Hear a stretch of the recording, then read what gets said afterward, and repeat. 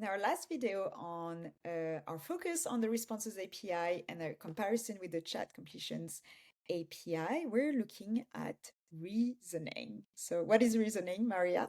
Reasoning models? Yeah, so we have a couple of models like O3 and O4 mini that are LLMs trained with reinforcement learning to perform reasoning. And these reasoning models, before they answer to the user, they usually produce this long chain of thought and reasoning before they return the answer to the user. And that is the reasoning models. So yeah, does this work with the chat completion API and Yes. API?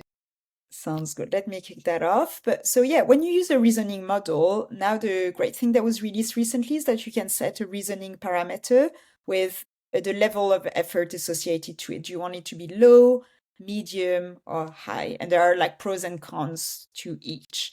And so here I didn't bother, I just put effort low, but this is where you're going to set it in the responses API. Whereas here in the chat completions, you would put it here. So the only difference is that for chat completions, it's reasoning underscore effort, whereas for responses, it's reasoning dot effort. So honestly, it's very similar. I just thought it's useful to be able to compare the two syntax.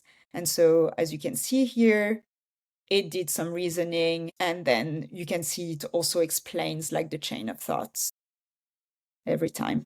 So for those two, and it works with both responses and chat completions. And the pros and cons on the effort level, is it like the Yeah, so more effort means more tokens, latency, costs, but obviously better reasoning. So it all depends on, like your particular use case and what you're trying to achieve. So, and that's it on our series focusing on the responses API and chat completions API.